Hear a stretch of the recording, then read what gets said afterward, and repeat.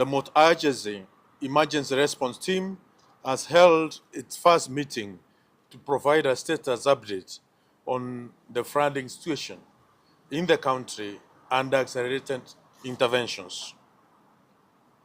I am here with the representatives of multi-agency team comprising of my PS Principal Secretary Special Program, Mr. Ismail Made, officers from the Ministry of Interior and National Coordination,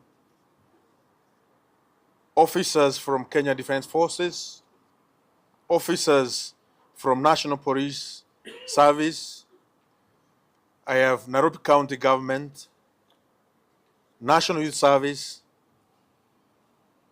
I have representatives from Kenya Urban Roads Authority, as well as representatives from Kenya National Highway Authority, as well as Kenya Power and Lighting Company. We also have Red Cross, St. John's Ambulance, Nairobi River Commission, and local disaster committees who are here with me. We have also activated disaster committees in all areas that are affected. The situation has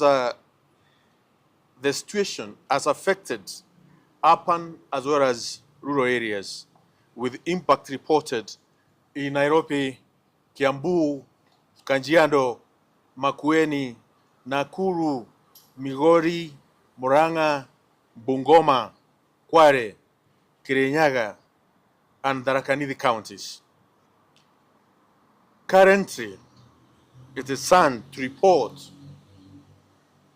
and with heavy heart, that 25 deaths have been reported, comprising of 21 male adults, 2 children in Nairobi, and 2 male children in Kitui County. We convey our sincere condolences to the affected families. Affected households in Nairobi stands at 3,500 households who have been affected by the floods. In Kisumu County, we have 381 households affected after the Sod-Miriu River burst its banks, impacting Kambora and Kombunya locations. And reports continue from other flood-prone counties. The government is assisting the displaced families by providing immediate relief through the State Department for Special Programs and partners like Kenya Red Cross by providing temporary shelters in churches, in schools, and neighboring homes, as well as providing tents.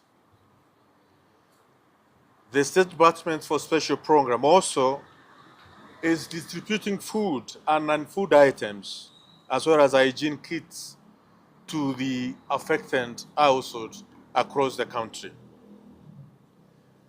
The government has directed all sub-counties to establish public information desks, emergency response centers, and rapid response stations for direct assistance. Deputy county commissioners are coordinating house-on-level support on the ground at sub-county levels.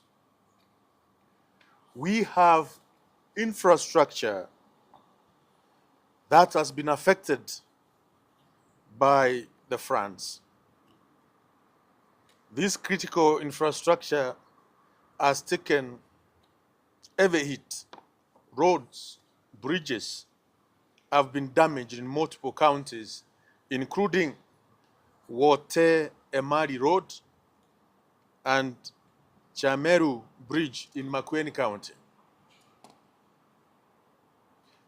Erena Bridge in Kajiado, Kabare Kiranga Bridge in Kirinyaga County, Kemama Bridge in Bungoma County, River Migori Bridge in Migori County, major Nairobi routes like Mombasa Road, Uhuru Highway, Rangata Road, Mpaka Road in Parklands, and Kangundo Road have also, to some extent, been affected. However, with interventions of the various agencies from the national government and Nairobi County government, normalcy has been progressively restored. The national government is working with Nairobi County government to unclog the drainage system to open the waterways. On schools, a number of schools across the country have been affected by the rains and floods, especially classrooms, dorms, and fields. So far, 15 schools have been affected in Nairobi. We are collecting data on all affected schools throughout the country, and we are relying with the Ministry of Education to complete this exercise. Power has been affected, leading to outages and disconnection in flooded zones across Nairobi and other regions. The government has deployed Kenya Power and Lighting Company crew who are actively working to restore supply in many areas that has been affected. Critical water infrastructure risk contamination from the sewage and runoff. To restore normalcy, the government has mobilized substantial resources, including Kenya Defense Forces, Rapid Response Units, and National Disaster Management Unit, and other emergency response teams deployed overnight in Nairobi to support rescue operations, evacuate trapped residents, assist stranded motorists, and enforce critical sites, working alongside with the National Disaster Operations Center, county government teams, and other deployment partners led by Kenya Red Cross, who have greatly helped in restoring normalcy. The National Youth Service personnel have been tasked by government for ground level support in clearance, logistics, and community aid distribution where needed. All the food items and non-food items supplied, especially in urban areas in Nairobi, National Youth Service will help in distribution of those food items and non-food items. Kenya Power and Lighting Company will, with over 800 technicians, mobile generators, and repair vehicles, are at the moment prioritizing safety checks, isolating flooded substations, and reconnecting lines. And they have made good progress in areas like Isli, South B, targeting full restoration in accessible zones within a few days.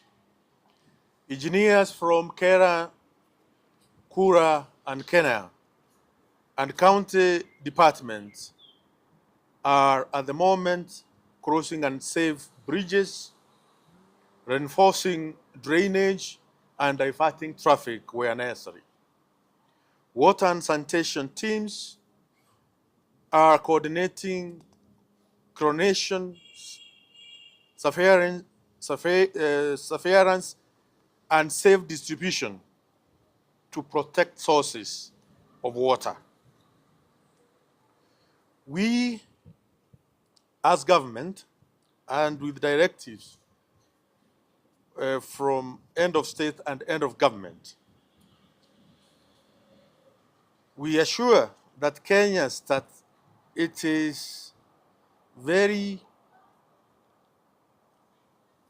we assure Kenyans that it has,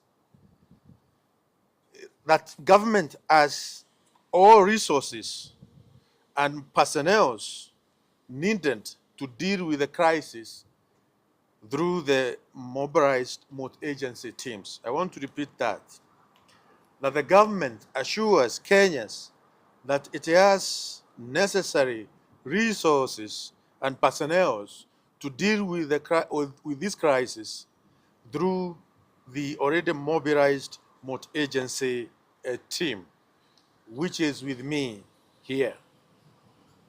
That the government urges all citizens to cooperate with the deployed response team, and Kenyans are advised to evacuate to high grounds immediately if waters rise, contact the local Nyumba Kumi leaders across the country, and also contact the National Emergency Hotline, which is 999.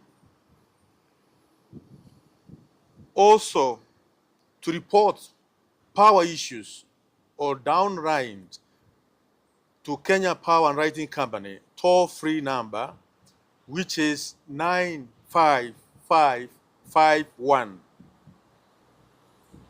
Also, we advise Kenyans to seek shelter and relief at sub-county centers distribution food, water, and medical aids. Also, we request Kenyans in affected areas to boil or treat drinking water and maintain hygiene. Get supplies from county health teams. We request Kenyans also to avoid flooded roads and rivers, steep slopes, as well as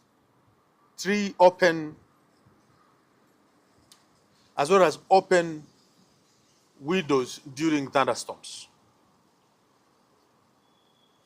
We ask Kenyans to rely only on official Kenya Meteorological Department and government updates to avoid unverified social media information.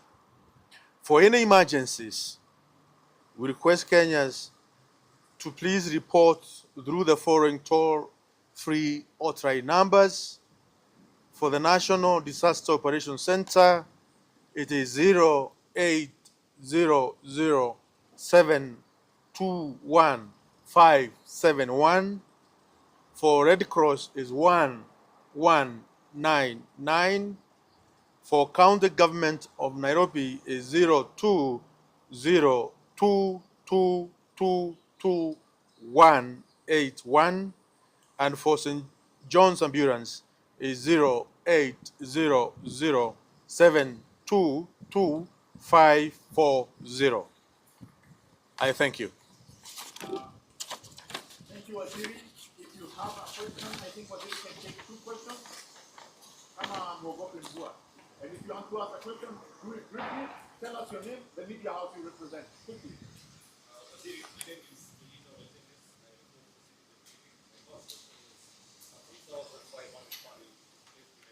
When are we expecting to see aid reaching them, especially those that are going to spend the night outside?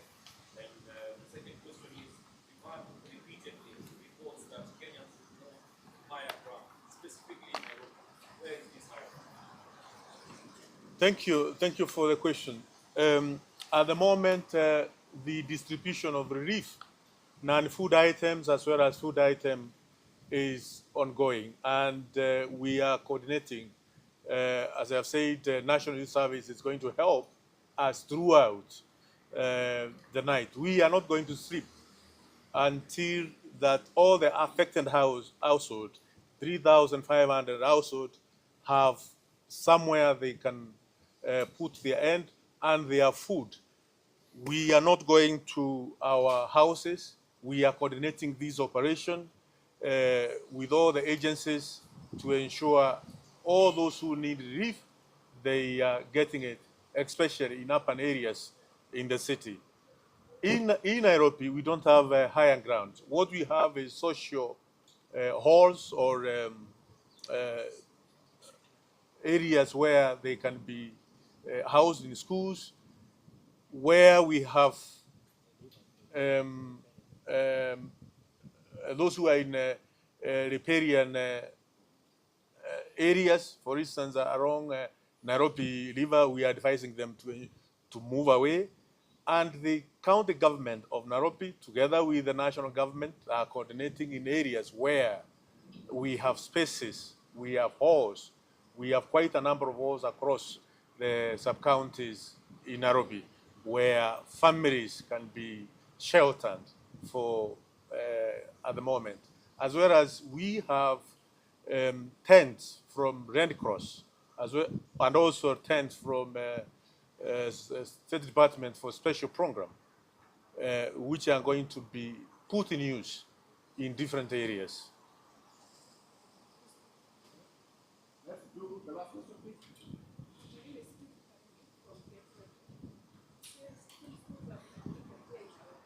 Say that again? Yes. Sorry? I can't hear. Yes.